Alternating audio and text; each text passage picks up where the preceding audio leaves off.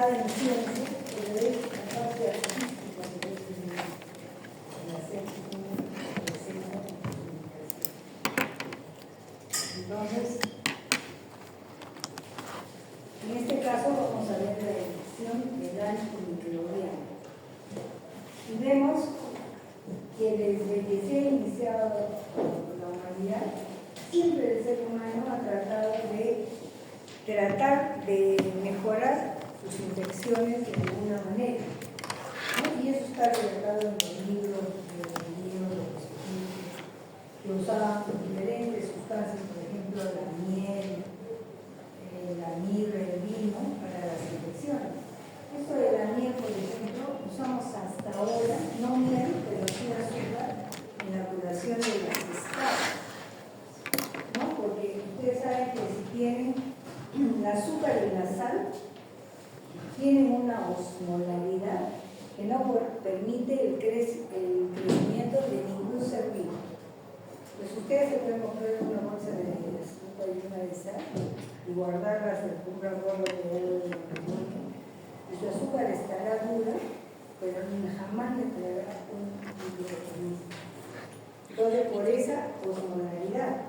Entonces, si ustedes van a curar un niño una escara con sal, lógicamente el cloruro de sodio le va a quemar, le va a arder. Pero el azúcar no. El azúcar va a impedir que se infecte y además la glucosa va a permitir que el tejido granule. Entonces, miren, ahora después de varios siglos, estamos utilizando el azúcar como para la elaboración de las escamas. El tofu, el pan enmohecido, cuando el pan se pone medio verde, lo verde es penicilina y lo usaban para las heridas. Es recién en el siglo XX que se empiezan a usar fármacos para las infecciones. Y a partir de ahí, por ejemplo, en el 2008, Ehrlich gana el premio Nobel de Medicina porque por sus estudios entre antígeno y anticuerpo. En 1928, Fleming descubre la penicilina, pero recién puede ser usada en 1940. Entre 1928, que se descubre la penicilina y se usa en 1940, entre el 35 aparecen las sulfas. Y hasta 1950 se descubrieron 150 antibióticos. Vamos a ver más adelante, todo esto ha llevado a un aumento de resistencia.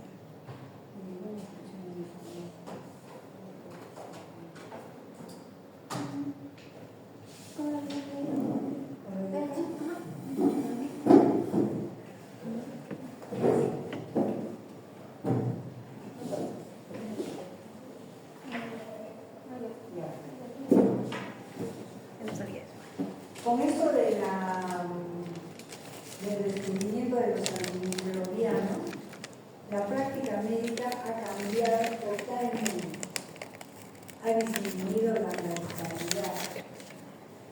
El poder tratar las infecciones ha permitido que los médicos hagan intervenciones más grandes, complicadas, invasivas, que ahora tengamos terapia contra el cáncer, que podamos poner catéteres, hacer endoscopías, poner un ventilador, todos los estudios que puedan invadir al cuerpo, podemos hacerlo gracias a que si se infectan, tenemos antimicrobianos para tratar.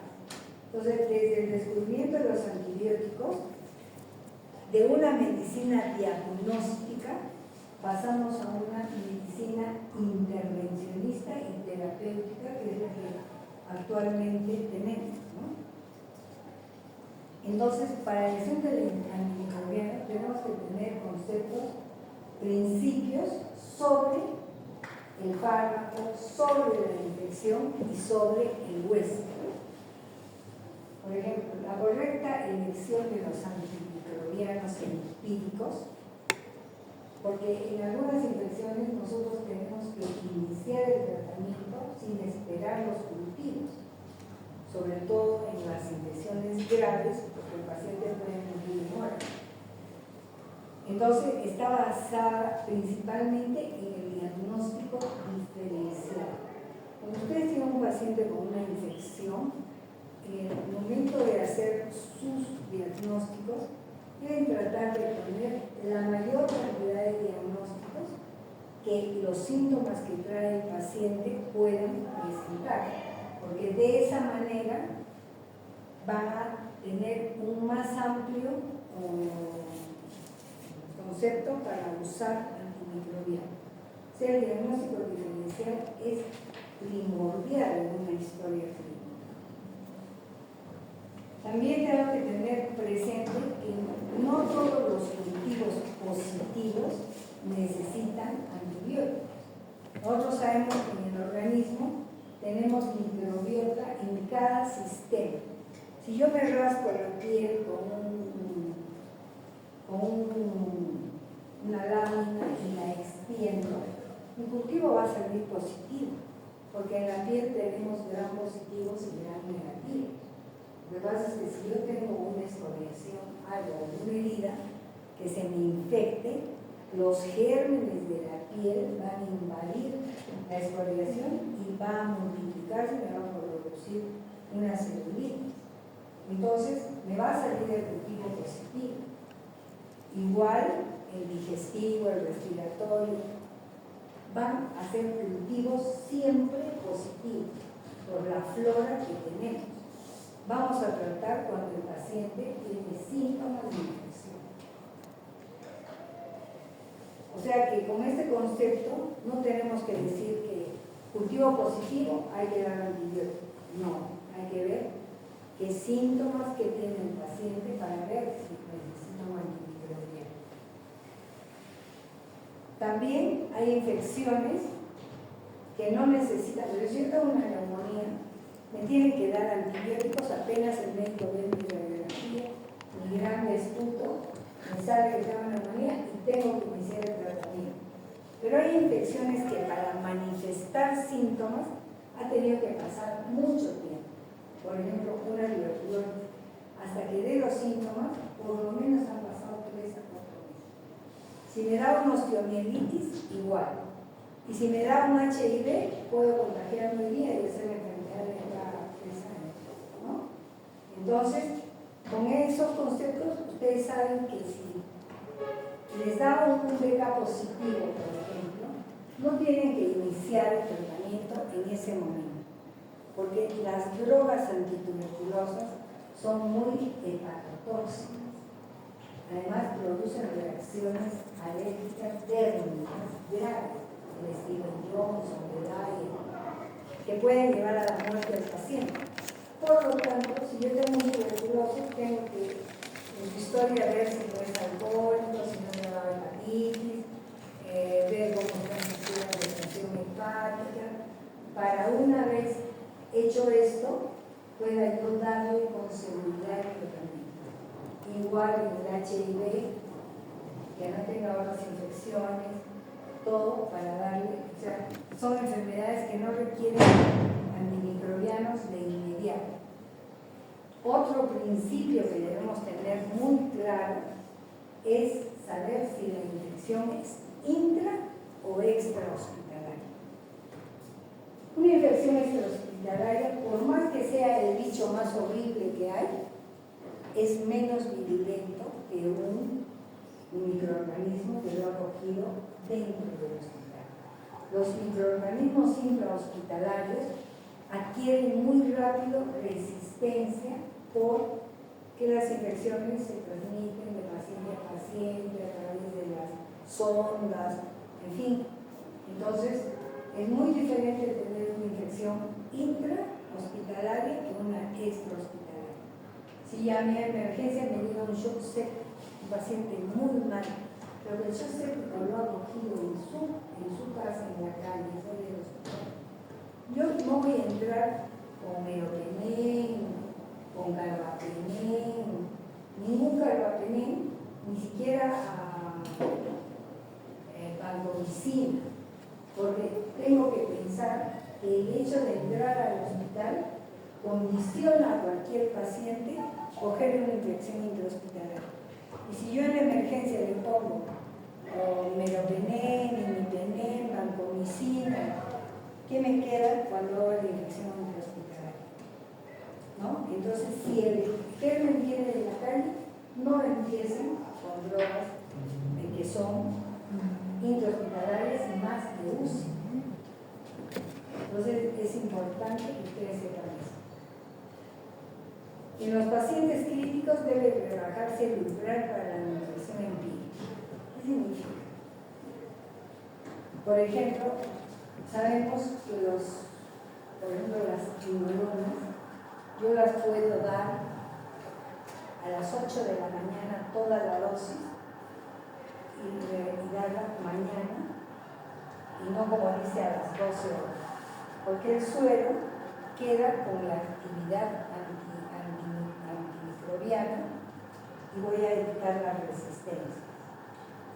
Pero si tengo un paciente grave, necesito tener la concentración mínima estándar las 24 horas y no solamente el efecto del suero. Entonces debo dar el antibiótico como dice la farmacología. La ceftriaxona cada 12 horas, porque si tengo una neumonía no muy complicada, le puedo dar los 2 gramos de ceftriaxona a las 8 de la mañana cada 24. Pero si tengo una infección grave, la tengo que dar, como dice el libro, cada 12 horas, ¿no? Con la idea de que mantengan la concentración mínima inhibitoria estable las 24 horas. También otro principio importante es que si ustedes tienen un paciente con una infección urinaria, por decir, que no está complicada, que no tiene fiebre, entonces yo puedo esperar el antibiograma porque me va a demorar 3 días. Y le puedo dar sintomáticos hasta que me salga su cultivo. Si es una pielonefritis, no voy a esperar el cultivo. Pues no, porque me fiebre, vómito, en fin. Igual, como les decía, si el paciente está en un shock, debe iniciarse el tratamiento antibiótico apenas ha pasado 1 hora de hecho el diagnóstico. Porque el shock séptico significa que hay una infección generalizada que me está afectando todos los órganos, ¿no? De hecho, compromiso respiratorio, compromiso cardíaco, compromiso renal, o puedo llegar a hacer, tengo una hipoxia generalizada, entonces tengo que iniciar mi tratamiento. Si es intrahospitalaria, nunca debo dejar de pensar que el germen que me está produciendo el shock o es un estafilococo o es una pseudomonas. Por lo tanto, en el tratamiento tengo que poner un antibiótico contra pseudomonas, que es intrahospitalaria, afuera de la banda.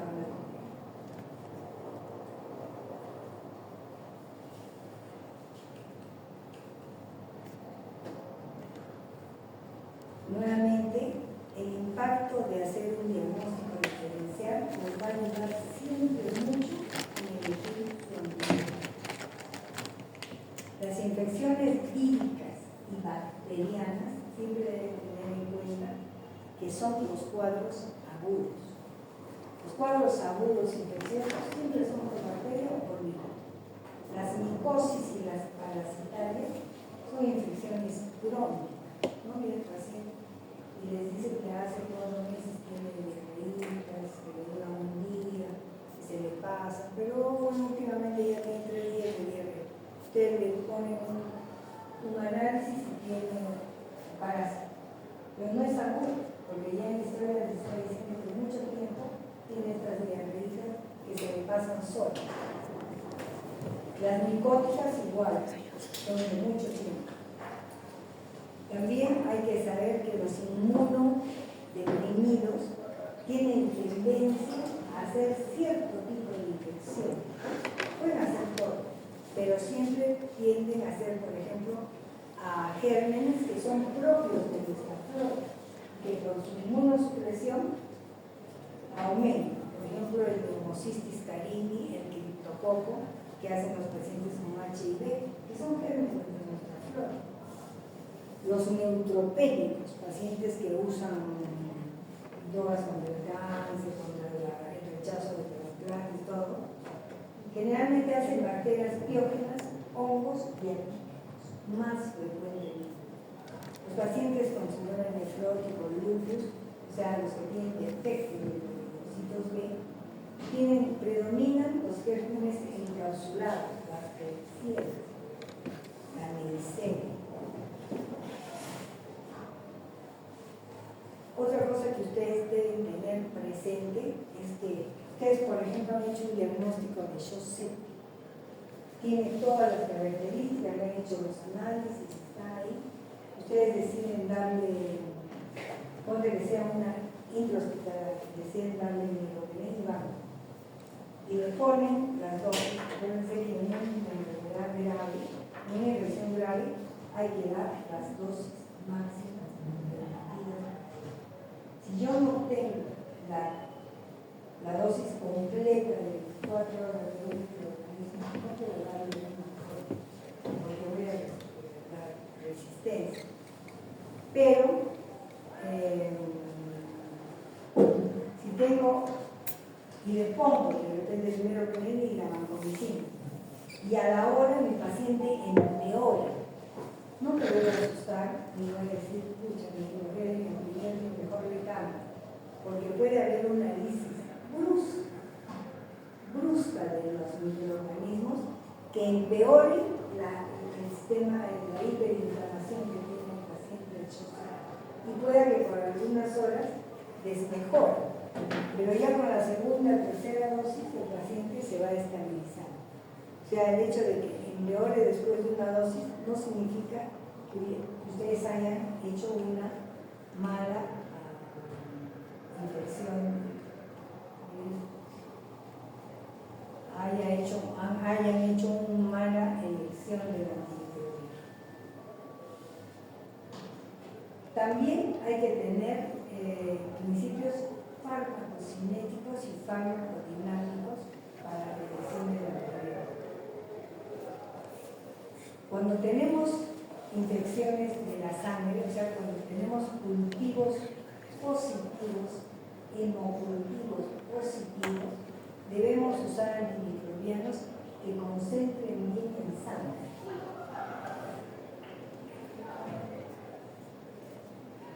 Si tenemos infecciones de los tejidos, debemos igual buscar antibióticos que concentren bien en tejidos. ¿Cuáles son estos? Los macrólidos, las penicilinas, la rifampicina, concentran bien en tejidos. ¿Ya? El sistema nervioso, ustedes saben que tiene la barrera hematoencefálica. La barrera hematoencefálica es aquella barrera que impide que vaya a entrar algo a nuestro cerebro, ¿no? Que es la parte más sensible, donde tenemos todas nuestras funciones, y el organismo es tan sabio que ha creado esta barrera hematoencefálica como protección. Cuando se inflama el cerebro, esta barrera se hace un poquito más permeable, que pasan los antibióticos, pero no pasan como si la daríamos para una celulitis, para una infección. Entonces, con ese concepto, nosotros tenemos que duplicar las dosis de antimicrobianos en las infecciones de meningitis y cefalitis. Si tenemos infección urinaria, igual tenemos que pensar en qué antibióticos concentran bien en orina, ¿no? Porque muchas veces, por ejemplo, una mujer con infección urinaria, una primera infección, no necesita ni siquiera preventivo, porque van a ver en el avance del curso que la infección urinaria en la mujer es mucho más frecuente, casi 20 años. Y es porque se llama anatómica, ¿no? La orina es pequeña, y el germen más frecuente es Escherichia coli, tanto extra como intrahospitalario. Entonces ustedes pueden dar el antibiótico sin ningún problema. ¿Qué antibióticos concentran bien en orina? Y son los aminoglucósidos, las quinolonas y la sulfa. ¿No? Si yo tengo una pielonefritis, que es la primera infección, puede dar un endovenoso, porque la pielonefritis tiene vómitos, fiebre. Bueno, pero si no tiene nada de eso, puedo darle una ciprofloxacina. Es más, si es una mujer que no tiene relaciones, que no, primera vez que es una infección, que no tiene fiebre, le puedo tratar hasta con sulfa, y va a ir muy bien. También el tejido óseo es excelente, no para la vía parenteral, sino para la vía oral. Ustedes van a ver, cuando van a la traumatología, que los traumatólogos tratan las osteomielitis con vía oral, porque van muy bien con eso. La clindamicina, el midazolam, la rifampicina, el metronidazol concentran muy bien el hueso.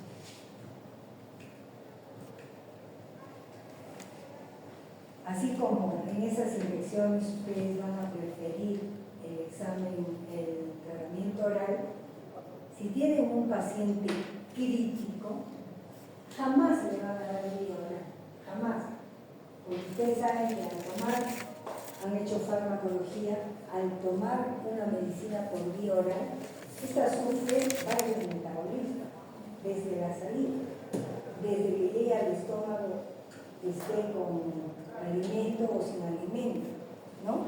Ustedes toman una cefalosporina después de almuerzo, no se va a absorber bien. Hay antibióticos que hay que tomarlos en ayunas, otros que no hacen nada con comida. Y el principal metabolismo lo va a llevar a cabo en el hígado, a nivel de citocromo P450, ¿no? Ahí va a haber un verdadero metabolismo. Y después va a llegar al ciclo intestinal. Por lo tanto, en un paciente crítico no puedo utilizar eso. Tengo que usar siempre la vía endovenosa. Siempre la vía endovenosa. Y siempre que tengo un paciente crítico, voy a usar antibióticos que sean bactericidas, o sea, que maten al microorganismo. En otras infecciones puedo usar bacteriostáticos que solamente van a detener el crecimiento, pero en un paciente crítico, vía endovenosa y bactericidas. Los beta-lactámicos deben colocarse en infusión para que mantener su acción bactericida durante más tiempo. Los carbapenem pueden usarse cada 8 cada 12 segundos, su indicación. Hay antibióticos, no es que yo dé, por ejemplo, ciprofloxacina de 500 y el paciente no me dijo, puedo no cambiar el antibiótico, puedo aumentar la dosis, ¿ya? Eso es lo que se llama una farmacocinética no lineal. Entonces, de 500 le puedo pasar a 750 y con eso va a mejorar el paciente. Eso se puede hacer, por ejemplo, con la levofloxacina y con la rifampicina. Ustedes pueden aumentar la dosis del antimicrobiano si no ha respondido bien. Otro principio farmacológico que deben saber es que los abscesos tienen una cubierta, el absceso, que no es vascularizada. Por lo tanto, el antibiótico no va a llegar al absceso. Cuando ustedes hagan un diagnóstico de absceso, ustedes tienen que drenar el absceso, sea en piel, sea en vesícula, donde sea, ustedes tienen que drenar el absceso, porque el antibiótico no va a llegar, no va a llegar. La terapia antimicrobiana va a ir mejorando, va a ir disminuyendo conforme su paciente va mejorando. Hemos visto ahora que tenemos, por ejemplo, el shock séptico, el examen de PCR y el otro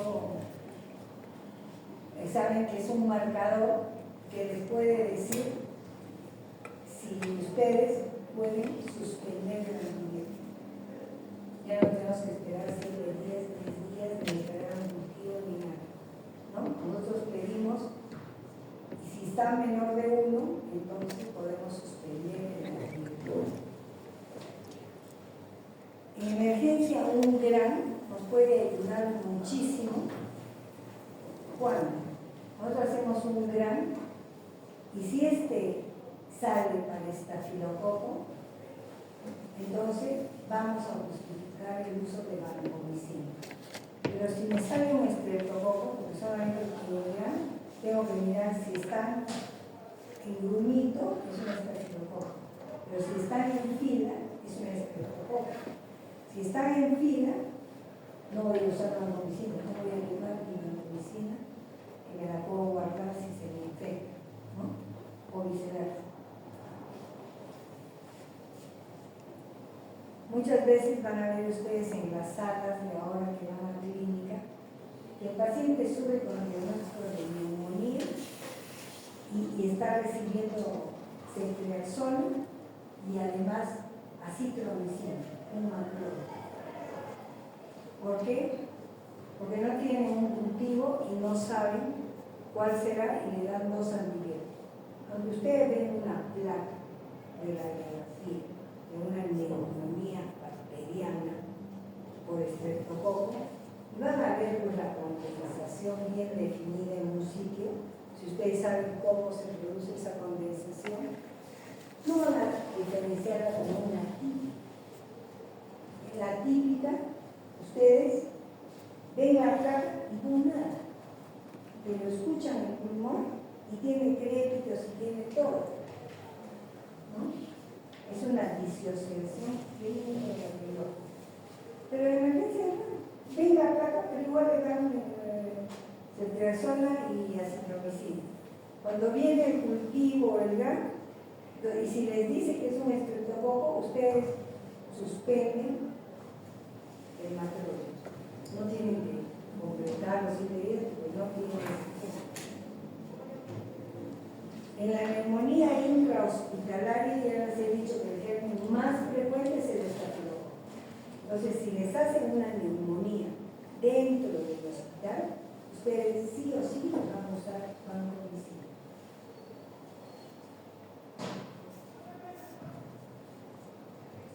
Y luego tienen que ver quién es su paciente. Es la otra parte que entra en juego para elegir un antibiótico. La respuesta clínica es importantísima, ¿no? Los biomarcadores deben mejorar en 1 o 2 días. Caer la fiebre, bajar la leucocitosis. Paciente crítico, ustedes tienen que tomar un hemograma cada 48 horas, ¿no? La procalcitonina, antes lo usábamos, es un marcador que lo usábamos para diagnóstico de sepsis. Ahora se le usa, es un marcador para suspender antibióticos. ¿Ya? Ahí está, para suspender precozmente. Si a los 5 días yo entro al paciente y le pido una procalcitonina y tiene 40, lo normal es 1, hay menos de 1. Si tiene 40, ya. Si a los 5 días le tomo una nueva procalcitonina y tiene 0.8, no puedo suspender el antibiótico porque me está diciendo que ya el microorganismo fue eliminado. Entonces ya no tengo que esperar 7 días, 10 días. Antes los pacientes de UCI recibían antibiótico todo el tiempo que estaban en la UCI. Pero estos marcadores nos han ayudado bastante.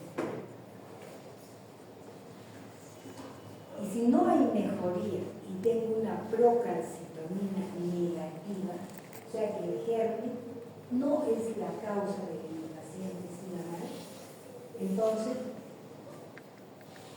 tengo que modificar los valores y tengo que pensar que de repente el oxígeno no está cumpliendo lo que debe cumplir, de repente el paciente ha hecho insuficiencia renal y tiene los problemas de la insuficiencia renal aguda por esos tiene algún problema hematológico por esta hipoxia que le ha producido daño en todos los sistemas y no sea por antibióticos. Y tenga que yo, por ejemplo, la creatinina está en 3 y el paciente está todavía con compromiso, con flapping, pues tendré que llamar al nefrólogo para que le haga una hemodiálisis y mejore el paciente. O sea, no porque el paciente esté mal, es porque la infección sigue. Hay todo el contexto que ha llevado a trastornos en todos los sistemas que pueden mantener que el paciente está mal si la procalcitonina es negativa. Y la presencia de fiebre no siempre es infección. Los que han hecho el seminario de fiebre saben que la fiebre no siempre es infección. Puede haber fiebre por antibióticos, puede haber fiebre por alguna alergia, todas las fiebres que hemos visto. Entonces, la fiebre no siempre significa infección.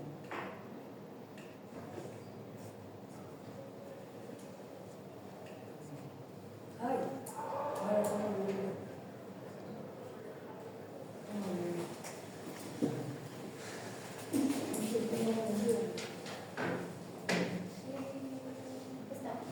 Ya. Después de ver ustedes todo esto, recién pueden pensar que si su paciente no mejora y la procalcitonina sigue positiva, y ustedes ya han hecho todas las evaluaciones, todo, recién pueden pensar que hay resistencia bacteriana. La resistencia bacteriana siempre se va a presentar porque todo ser vivo tiende a defenderse. Entonces siempre va a haber resistencia. Y nosotros tenemos que esa es una resistencia natural. Pero la otra resistencia, la más peligrosa, es que es la que nosotros mismos provocamos al dar antibióticos mal indicados, ¿no? El 99% de los cuadros virales altos, los respiratorios altos, son virales. No ha sido por caer con antibióticos. Pero ya si yo le doy un antibiótico a una persona, sus propios microorganismos están creando resistencia. Esa es la peor. Para la evolución de resistencia bacteriana es esencial la variabilidad genética. El vigor de un microorganismo después de su capacidad de adaptarse a los cambios del medio ambiente. Si ustedes le están dando antibióticos, su medio cambia y les van desarrollando cosas para defenderse de ese cambio. Y así se desarrolla la resistencia. Pueden haber cambios microevolutivos. Esto lo han hecho también en farmacología. Se produce un par de bases y esto altera el sustrato enzimático con la unión diana con la microbiota. Esta es la resistencia que desarrollan, por ejemplo, los beta-lactámicos. Y también pueden haber cambios macroevolutivos, que son movimientos a gran escala de múltiples secuencias de nucleótidos y pueden producirse inversiones, duplicaciones, inserciones, deleciones. Y esto generado por elementos genéticos especializados como integromas y tramposomas. Esos son los cambios macroevolutivos para desarrollar resistencia, algunos de ellos, ¿no? Hay un tercer nivel de resistencia que es el nivel de plásmidos y que son secuencias largas de ADN extraño. Hay bacteriófagos que se integran a las bacterias y crean resistencia. Hay una herencia de ADN extraño que los hace más resistentes, que es el mecanismo de las clepsidras.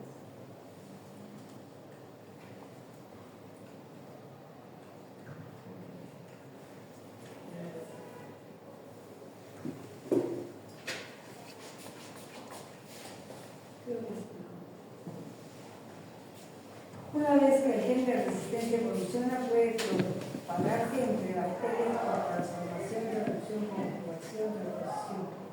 Los clones favorecidos de las bacterias pueden proliferar a la microbiota de pacientes tratados con antibióticos. Y esa es la causa por qué los gérmenes intrahospitalarios son tan virulentos, porque pueden sufrir todos estos cambios. Y los médicos somos los que estamos llevando de un paciente a otro. Lo ideal sería que yo agarre un paciente, me lave las manos, hacia otro paciente, ¿no? Las salas van 3 días del baño, por lo menos siempre el alcohol debe estar ahí. Y nunca, ya me voy a proteger, me pongo guantes y con eso estoy examinando a todos los pacientes. Estoy cuidando mis manos, pero no estoy cuidando al paciente, ¿no? Yo sabía que la enfermera, todas usan guantes, guantes. Y eso es pésimo. La enfermera está protegiendo sus guantes o el médico que los usa. Pero lo ideal es que tú partes todo y te laves las manos, porque eches alcohol para pasar a otra persona. Por eso es que los gérmenes hospitalarios son tan virulentos, ¿no? Muy bien. ¿Qué preguntas tienen? ¿O han entendido? ¿O no han entendido? ¿Qué criterio se puede considerar para aumentar la dosis de un antibiótico o cambiarlo? Pues, para cambiarlo, pues te digo, tú empiezas a dar en 24, 48 horas los síntomas del paciente deben mejorar, bajar un poco la fiebre, tiene que mejorar su estado general, le tomas un... No. O sea, yo te digo, si tú usas una dosis y el paciente mejora, pero si has usado, por ejemplo, fluoroquinolona, que puedes aumentar la dosis por encima de los 20%. Porque pasa 2 días, 3 días, y tu paciente no mejora. Entonces ahí puedo yo no cambiar el antibiótico, porque sé que las quinolonas tienen una farmacocinética que entonces le aumento la dosis a 750 y evalúo 2 días y tu paciente va a morir. Cuando no uso esos antibióticos que tienen farmacocinética no lineal, igual en 2 o 3 días yo veo que sigue con fiebre, veo que sigue con la clorexidina alta, no mejora el paciente, entonces tengo que ver, la clorexidina está alta, o sea que sigue teniendo infección, entonces ahí pueda que ya el paciente tenga resistencia y yo tenga que evaluar y poder cambiar la terapia, pero después de 48 ¿no? Para eso le sirven mucho los antecedentes del paciente. Si es un paciente, por ejemplo, diabético, o mujer diabética que tiene muchas infecciones urinarias, debe ser una paciente que ha recibido mucho antibiótico en los últimos meses o años. Entonces, ¿qué te lleva a pensar eso? Que sus bacterias han creado resistencia. Y entonces tienes los pacientes que son muy manipulados con antibióticos, siempre se les debe ser motivos para ver a qué responde. Y hay muchos pacientes diabéticos que les haces el motivo y es negativo a todo. O sea, no mejora con nada, es resistente a todo. Y ahí tienes que rezar y ver, porque una cosa es in vitro y otra cosa es in vivo. Entonces tienes que ver de todo lo que ha tomado, qué es lo que menos ha tomado, qué es lo que desarrolla menos resistencia y probar. Así tenemos que trabajar. La procalcitonina de septiembre que se puede usar. La procalcitonina es un examen solo de la paciente. Tú ves que en el hospital les piden a cualquiera, pero no es así. Es para pacientes clínicos. Como te digo, antes se usaba para diagnóstico. Ahora con todos los avances, todos se usa como diagnóstico y para suspender al nivel. ¿No? Creo que tú lo puedes hacer cuando tengas neumonía y quieres hacer. Eso no se hace nada. Cuesta cerca de 200 euros.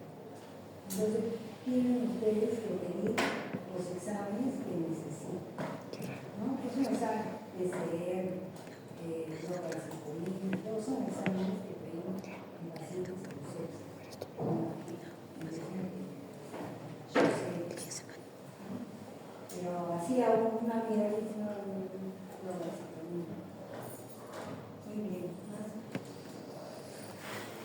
¿Tenemos que caso clínico? Sí. Ya me cansé. Yo les voy a preguntar y ustedes van a hacer. La idea del caso clínico no es una idea de que